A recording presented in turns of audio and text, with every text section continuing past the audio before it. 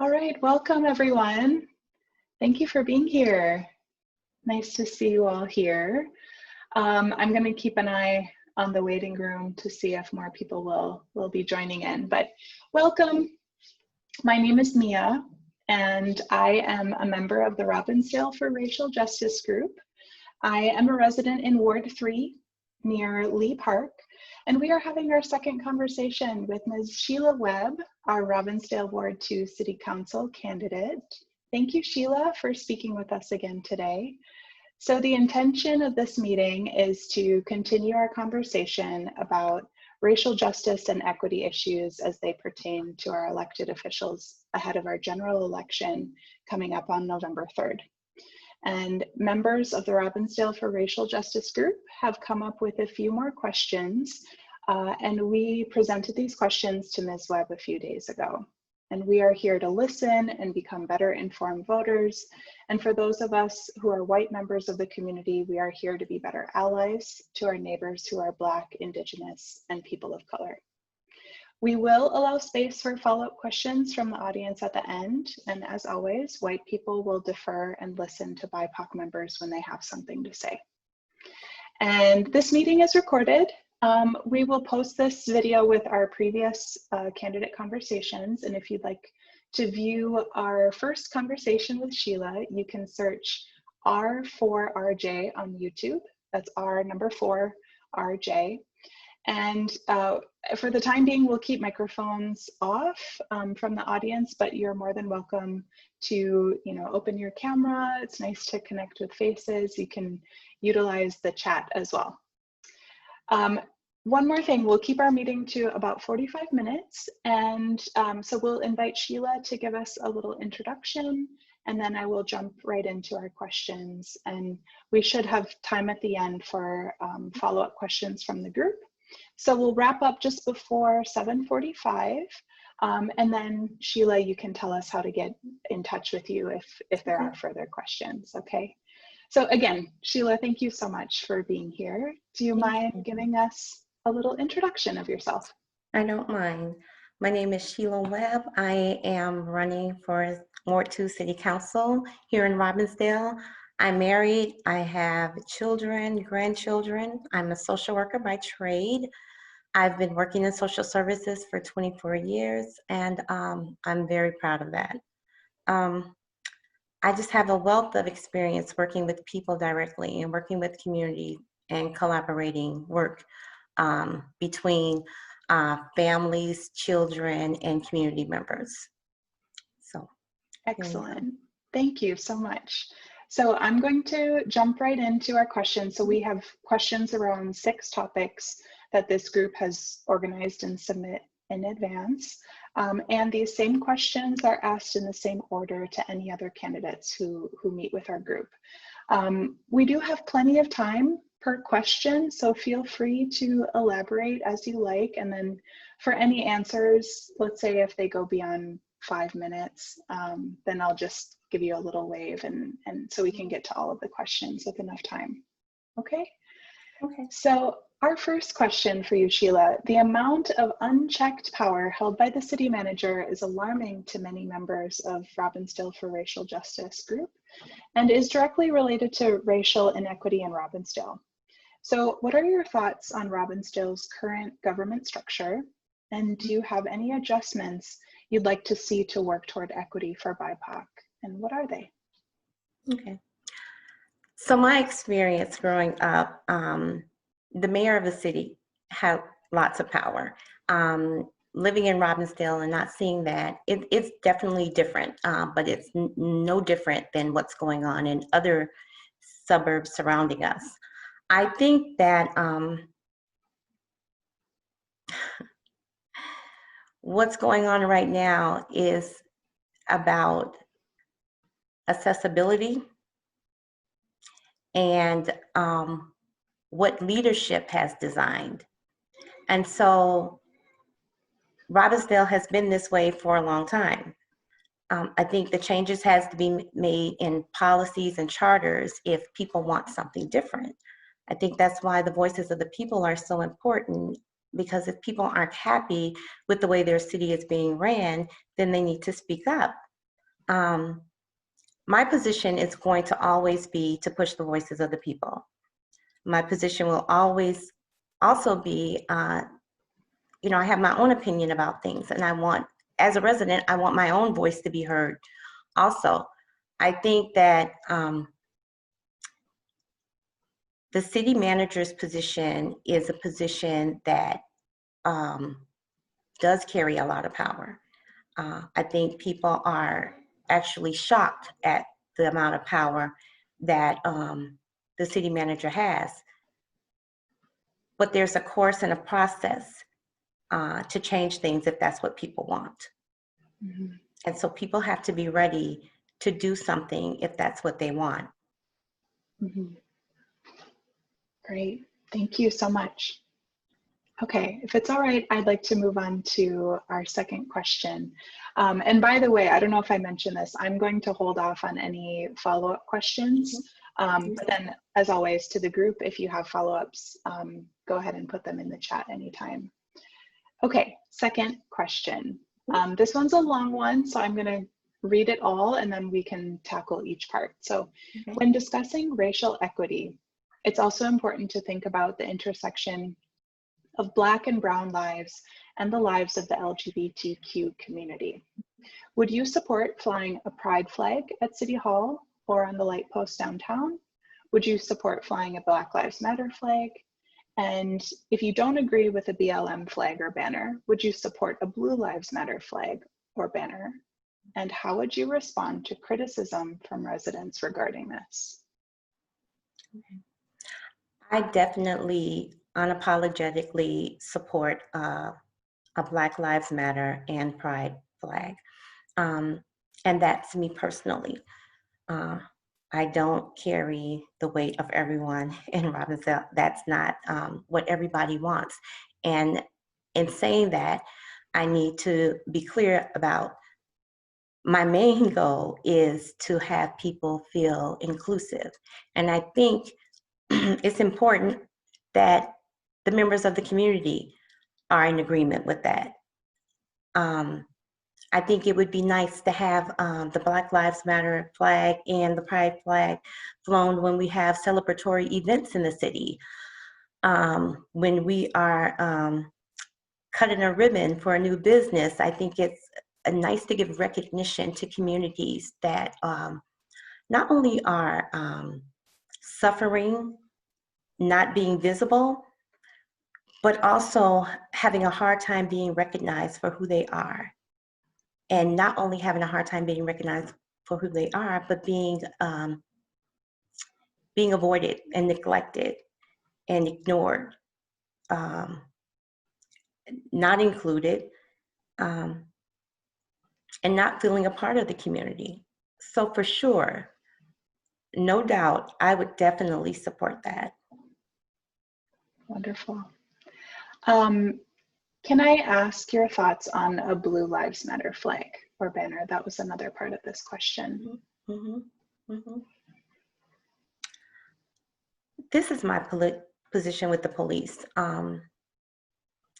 I don't have a problem with the police. I have a problem with the police who have a problem protecting all people and not placing their bias and racism before their duty. I don't judge people who support Blue Lives, even though there's no such thing as a blue life. But I don't have a problem with people who support the police. I think in this position, as city council, you have to work with the police. I want to collaborate with the police. I think that's important. I think it's important not only to just be working with the police, but to collaborate with the police and making sure that people in the community feel like their leadership and their police department are working collaboratively to make sure that people are safe and the city is being ran with order. Excuse me. So I don't know if that's actually answering your question. If that's what the city wants, that's what the city wants. I can't tell you that would be something I would fly. I wouldn't hang a Blue Lives Matter flag over my house. I can't, or post a sign in my yard if that's what you're asking me. But if that's what the city wanted, and that's what they wanted, that's what they want. And that's like the first question. You know, it has to be what the people want. It just can't be what Sheila wants. Right. Yes, that does answer our question and then some. Thank you. Okay, so I'd like to move on to the third the third topic of questions. So we acknowledge racism is systemic in our nation and in our city. What particular systems in Robbinsdale strike you as underserving or perhaps even actively harming our BIPOC community? And what thoughts or plans do you propose to address them?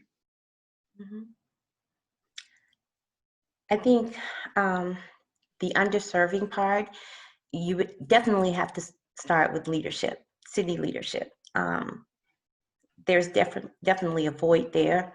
Our police department, local businesses. I think you have to promote diversity and inclusion. We have to get a better understanding. How do we recruit people to want to not only live in Robbinsdale, but to start a business in Robbinsdale, send their children to school in Robbinsdale, right? Work for the police department. Feel like they have a chance or even have a desire to be in a position of leadership in the city. And like I said, I think all that starts with the city in itself, recognizing that we need to do better with diversity and inclusion. Thank you. I want to just take a quick moment to acknowledge what Jennifer wrote in the chat. Sheila, I'm not sure if you can see it. Jennifer wrote, "That's why we love you, Sheila, transferring power to the people." So thanks for that, Jennifer. Okay, so next question. What are the community, governmental, and logistical obstacles that you anticipate I'll start again. What are the community, governmental, and logistical obstacles that you anticipate having when working towards racial equity? I think people's hesitation for change. I think when you talk about diversity, equity, and inclusion, people think it's this small box and it's only for certain people. And usually people connect those people to being non-white people. And diversity, equity, and inclusion is beyond and more than just skin color. We're talking about making sure that our elderly community feels safe, that we have affordable housing for working families, right? That we also have parks that represent all children, not just one group of children. We have some parks that have like 3 baseball fields in one park. Now, I don't know. And I know we bring this up a lot, but we bring it up a lot because obviously that's a problem. You know, that's almost like hoarding. You know, you're just bogarting, taking over the park, like share the wealth, share the park. We don't need 3 baseball fields on one park when we already have almost the majority of our parks with a baseball field present. So that in itself says a lot. It's a lot of land, isn't it? It's a lot of land. And all of our children should be actively playing whatever sport they want to on that land, their sport of interest. You know, you shouldn't have to submit to a sport living in Robbinsdale because you don't have a basketball court or you don't have a tennis court. we should just be sharing the wealth. That in itself doesn't make sense. And people should say more about that. Yes. Thank you. That's great.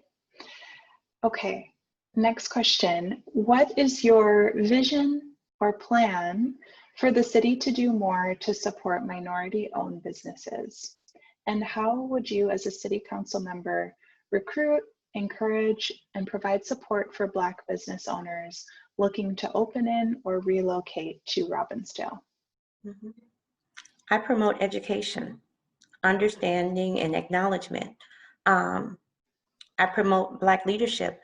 We can't go from not having anything to let's do this. There's something missing. We know that. We've been working on trying to figure out, how do we become a more inclusive city?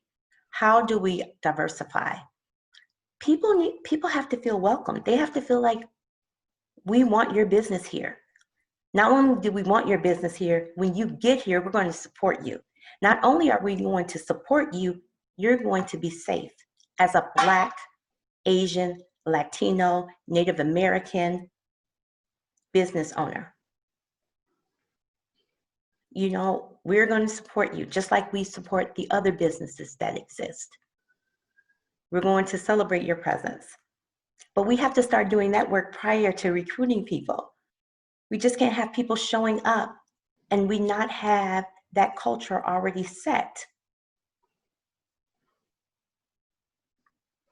Excellent, thank you. Okay, so we have one more prepared question.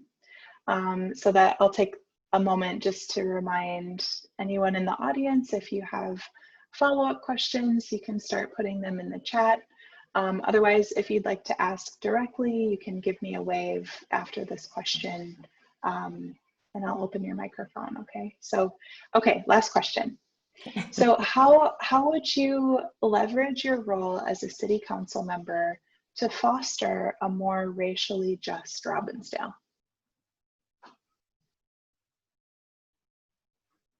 I'm trying that right now by running. I'm trying to I'm putting myself out there, making myself vulnerable. This isn't easy. But I believe the work that I've done and the work that I do, I can bring to Robbinsdale.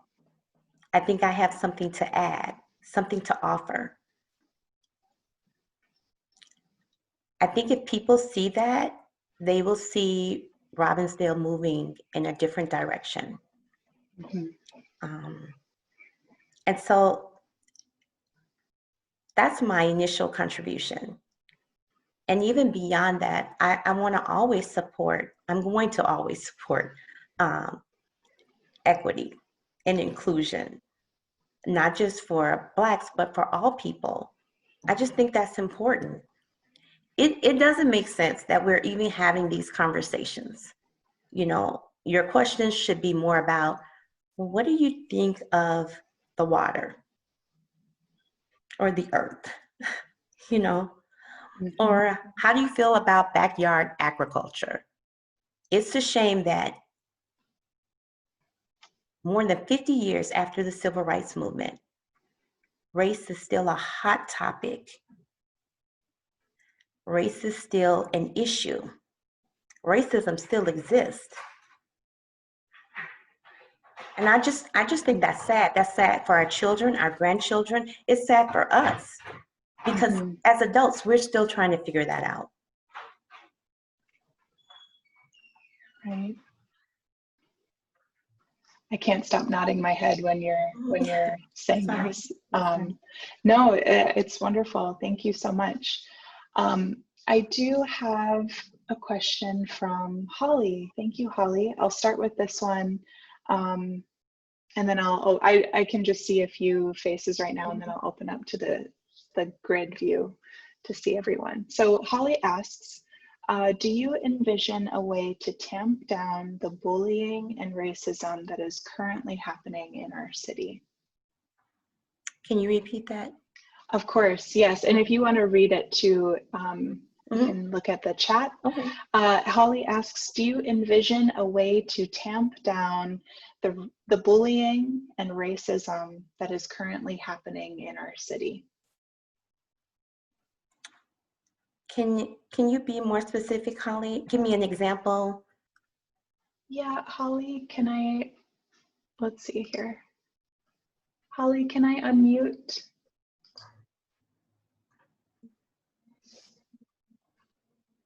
Okay, I think I'm on. Yes, I can hear you. Sorry, Sheila, I had asked that's the fine. question of Wally, so I decided that I was going to ask all the candidates this question. So it's coming at you. We in the group have been, some of us have been experiencing or seeing a lot of things happening on social media that is really borderline harassment. And there's it's like bullying. There are people in the city that seem to just want to work against us or against changing anything. And so it's just come to light for us lately that this is something that is here, and what can we do about it is really where our minds are at, and just sort of wondering if what is the way to do that. I have no idea right now. I want to figure it out. It seems like election season is kind of like a death in the family. It's where people get out of their bodies and they show up really different, and you see a side of people that you don't want to see, right? And I think that's what's happening right now. I think we're seeing some people show their true colors. We're seeing some people that there are people that can't be okay with. I'm okay if someone doesn't agree with me, right? I'm also okay with learning more about why do you think that way? Tell me more.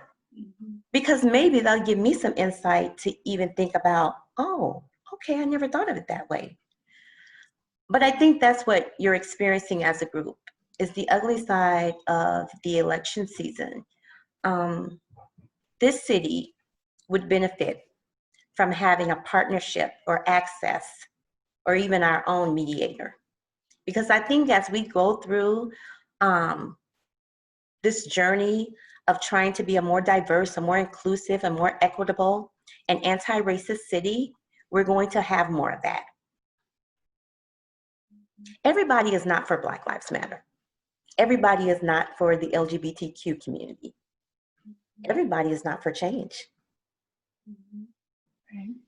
And so when you're talking about things that make people uncomfortable, when you're disturbing, disrupting, and dismantling the system that is already set and grounded, you're going to get some pushback. And that pushback will show up in different ways. It may show up like bullying. It may show up like harassment. What you have to do is be the bigger person and keep doing your diligent work. Just keep doing your diligent work. Thank you, Sheila. Thank you. Thanks, Holly, for the question too. We appreciate that. Anyone else with a question?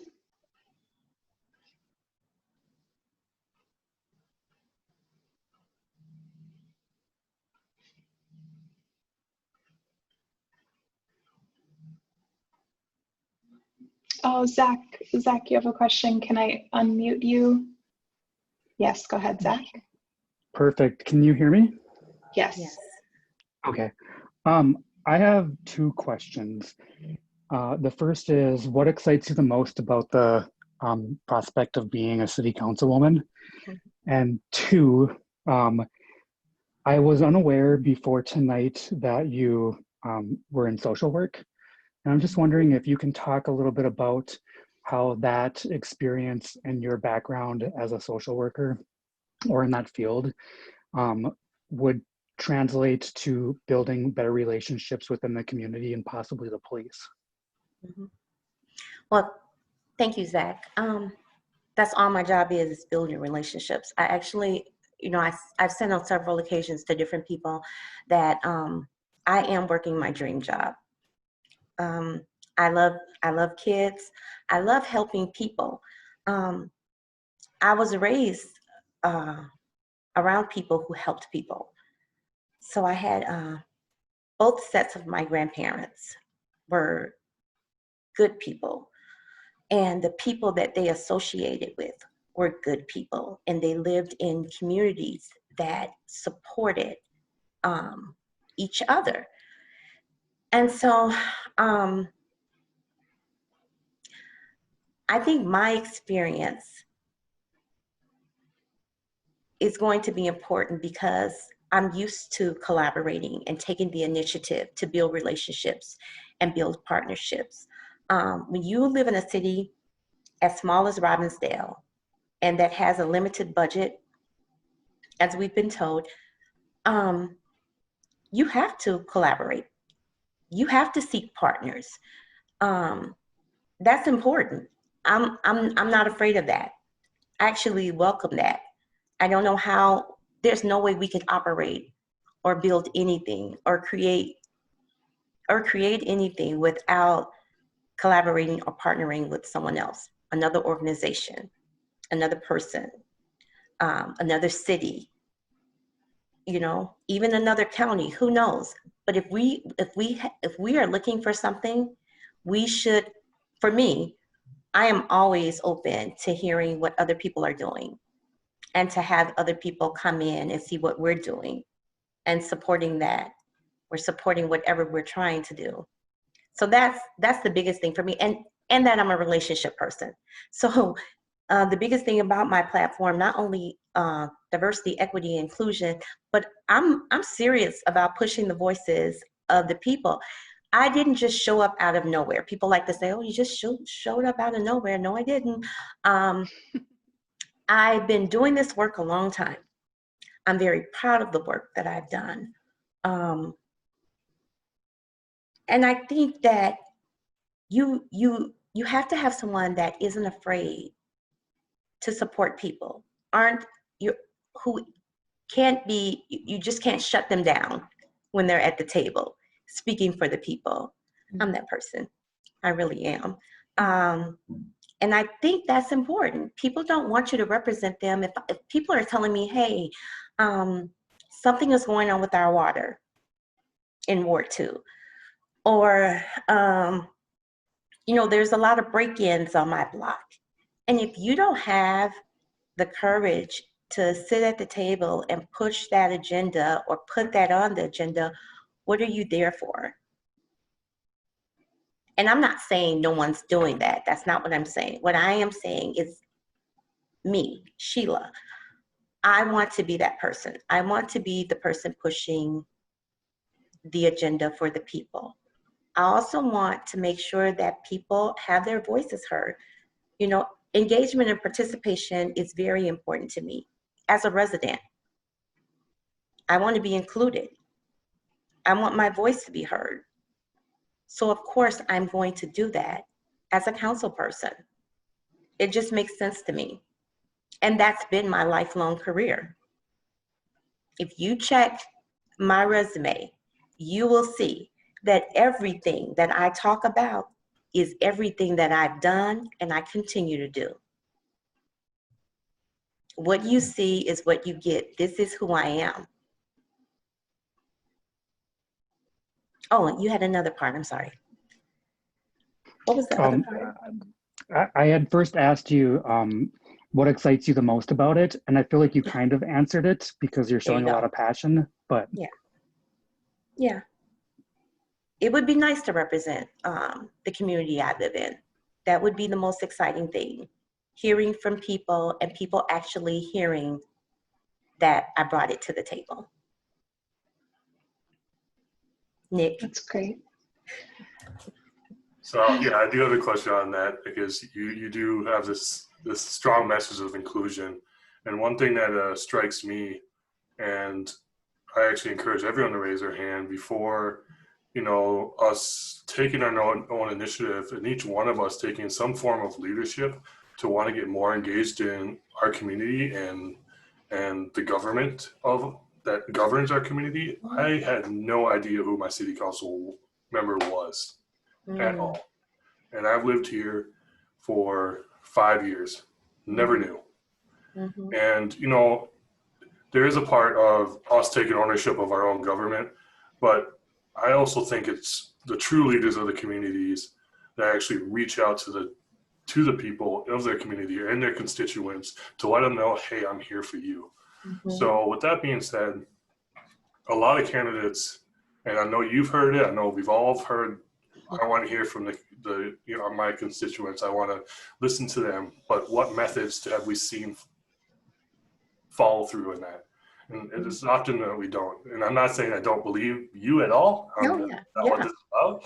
I wanted to actually know, with your social service work, your ability to collaborate, what are some methods or things you've learned in your past that you could bring to the table as a councilwoman that does get you connected to the community better than what we've seen in the past? That you actually have to show up. You actually have to show up. You actually have to put your money where your mouth is. I'm not going to say anything that I don't think I'm capable of doing. And I'm not just saying that to say that. I am seriously about the people. That's my whole profession. That's what I do. I speak on behalf of children and their families. I am the one in the meeting. You can ask my principal. I am going to be the one in the meeting at our school that's going to say, I don't know about that.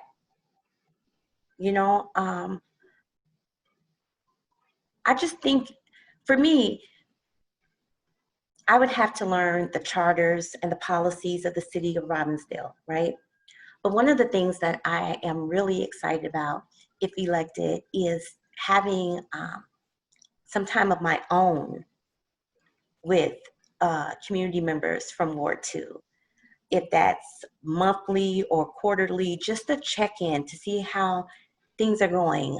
What are people thinking about? What are pressing issues? Has anything changed? Getting ideas, getting feedback. That's something I really do want. That's something I would love to have. I don't know how to do that with this whole COVID thing, but I'm sure there's a way. But even a Zoom or Google Meet, talking to the community about, hey, what's going on? What are your thoughts? How do you feel about, the way the direction the city is going? Do you have any ideas? Do you have any advice? Do you have any concerns? I really do want to hear from people. I am just one person. The city administration consists of, there's 4 council people, and there's a city manager and a mayor. So that's 6 people. I want to work with all of them so that we are all pushing the voices of the people that are supporting us or the people that elect us in. You just can't stop after election season, I'm not a politician. I'm a social worker. I'm going to be a social worker who is on the city council. That's who I am. And I think that's going to be good for them. I think that would be good for Robbinsdale. I really do. And I'm not just saying that because it's me, but I am, but I'm just saying, but I do think having someone different, having someone with a different perspective, a fresh outlook, a different experience, I think that will be good for the council. I will learn from them, they will learn from me.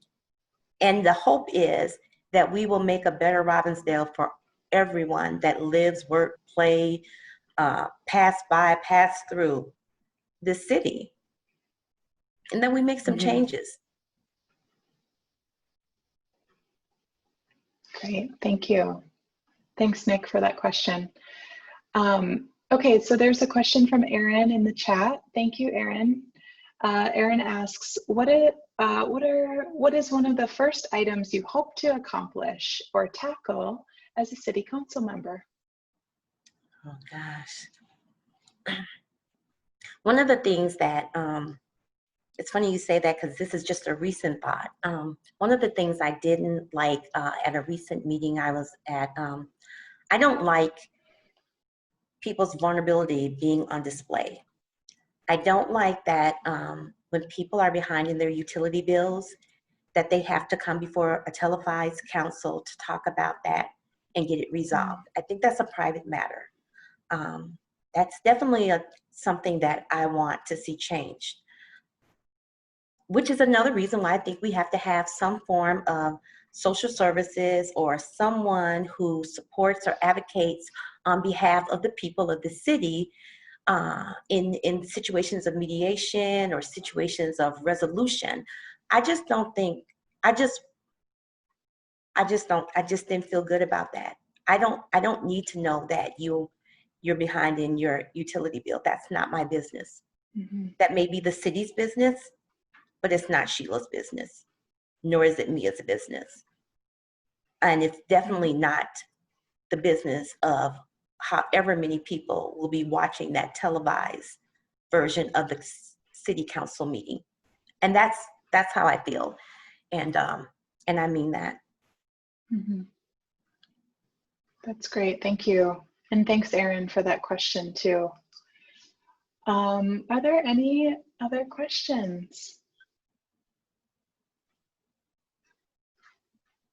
I don't see any more in the chat. Well, in that case, I think we will start to round up. So if there are any other questions or if people want to get in touch with you after this meeting, Sheila, what is the best way to find you online or to get in touch with you? It would be the website, webforward2.com. Is it Webb, F-O-R, or Webb number 4? Yep, WEBBFORWARD,